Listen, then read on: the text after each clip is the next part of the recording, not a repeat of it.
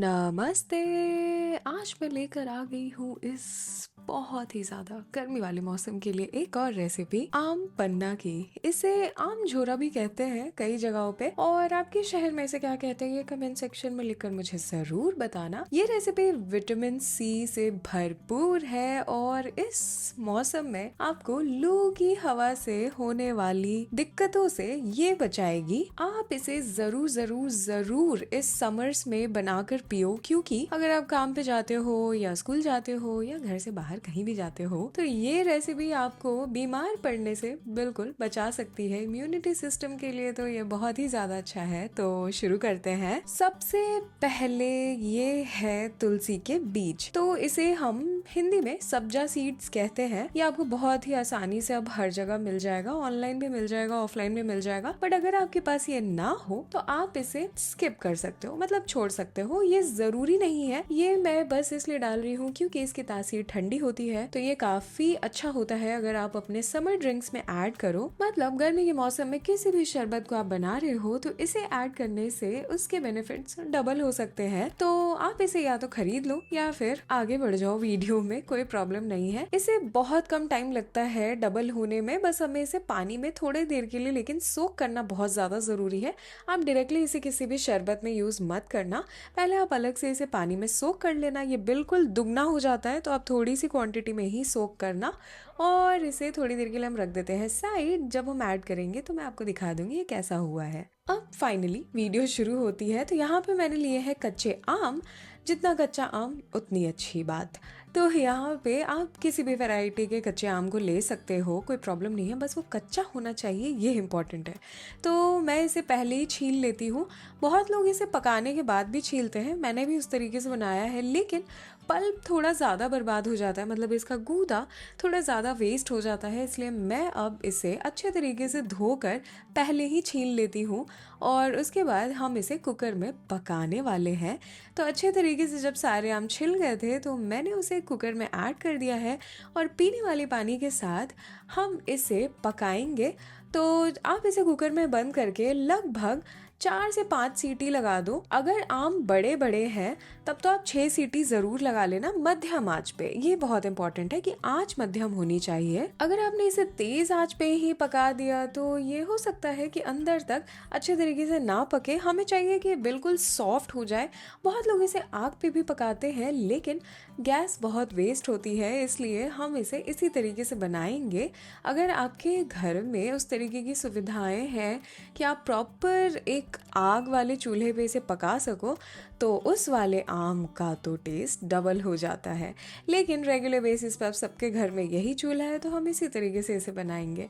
तो जब तक आम पक कर रेडी हो जाए हम यहाँ पे मसाले को भून लेते हैं।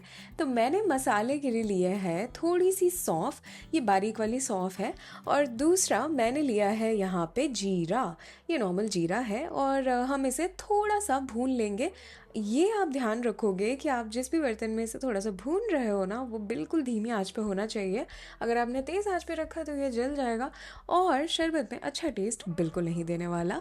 तो इसलिए आप इस चीज़ का बहुत ध्यान रखोगे कि ये दोनों मसाले आप बिल्कुल धीमी आंच पे हल्का सा भूनोगे। आपको इसमें से खुशबू आना शुरू हो जाएगी।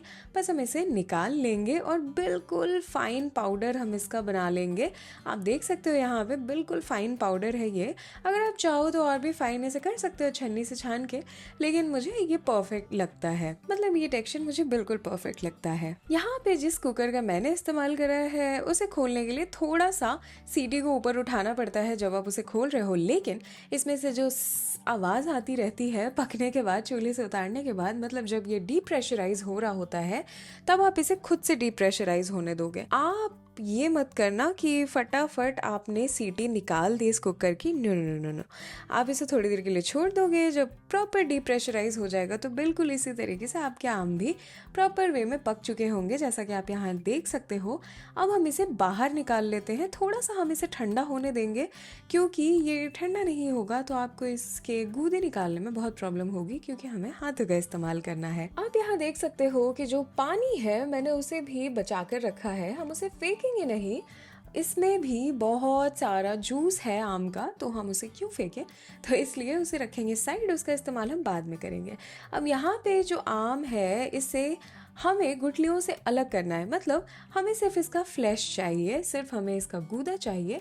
तो आराम से चाकू की हेल्प से आप धीरे धीरे इसके सारे पल्प को अलग कर लोगे और यहाँ पे सिर्फ पल्प बचेगा और गुठलियाँ अलग कर दी है मैंने। अब यहाँ पे पल्प को हम डाल देंगे एक मिक्सर जार में। वैसे तो ये पल्प बहुत ज़्यादा सॉफ्ट है, लेकिन फिर भी हमें एकदम स्मूथ मिक्सचर चाहिए, तो इसलिए हम इसे मिक्सर जार में डाल रहे हैं थोड़े से पुदीने के पत्ते के साथ। यहीं पे पुदीना के पत्ते और आम के गूदे को पीसने के लिए हम उस पानी का इस्तेमाल करेंगे जिसे हमने साइड रखा था। अब यहाँ पे मैंने बिल्कुल स्मूथ पेस्ट बना लिया है। अब मैं आपको एक चीज़ बता दूं कि मैं तो नमकीन आम पन्ना बना रही थी क्योंकि उसके फायदे ज़्यादा हैं, लेकिन अगर आपको मीठा आम पन्ना बनाना है तब आप चीनी भी यहीं पे ऐड कर लोगे, मतलब इसी मिक्सचर में मिला दोगे। मिक्सर ग्राइंडर जार में आप जब उसे पीसोगे तो आपको घोलने की ज़्यादा मेहनत नहीं करनी पड़ेगी चीनी को, इसलिए इसी वक्त आप चीनी भी ऐड कर लेना अगर आपको मीठा आम पन्ना बनाना हो। चीनी की मात्रा मैं ऊपर मेंशन कर दे रही हूँ ताकि अगर आपको मीठा आम पन्ना बनाना हो तो आप कितनी चीनी डालो ये आपको पता हो। अब यहाँ पे मैंने ये पल्प बिल्कुल अच्छे से पीस लिया था। अब हम इसे साइड रख देते हैं और तैयारी करते हैं आम पन्ना को तैयार करने की। तो सबसे ज़्यादा ज़रूरी कि ठंडा ठंडा पानी। अगर आप मटके का ठंडा पानी लो तो इसके बेनिफिट्स और बढ़ जाते हैं, लेकिन अगर आपके पास वो नहीं है, नॉर्मल पानी में बनाना है, नॉर्मल में भी बना सकते हो, आप बर्फ ऐड कर सकते हो, जैसी आपकी इच्छा। अब यहाँ पे मैंने आम के उस गूदे का जो पेस्ट है उसे ऐड कर दिया है। मैं लगभग 2 ग्लास बना रही थी, तो मैं यहाँ पे भर कर उस कॉन्सेंट्रेट को डाल रही हूँ। अच्छे से इसे मिलाने के बाद हम उस मसाले को ऐड करेंगे जो हमने शुरुआत में ही बना लिया था, जीरा और सौंफ का। अब यहाँ पे मैं इसमें सफ़ेद नमक और काला नमक ऐड कर रही हूँ।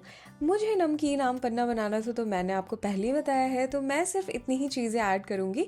यहाँ पे आप लाल मिर्च भी ऐड कर सकते हो वैसे, लेकिन मैंने नहीं करा था, मुझे ऐसे ही पसंद है। और अगर आप मीठा आम पन्ना बना रहे हो तो आपने चीनी तो ऐड कर ही रखी होगी पल्प में, तो उसके हिसाब से अगर आपको कम लगे तो आप और ऐड कर सकते हो इसी वक्त, लेकिन मुझे ऐसा लगता है जो मात्रा मैंने बताई है वो इनफ चीनी होगी ऐसे आम पन्ना के लिए।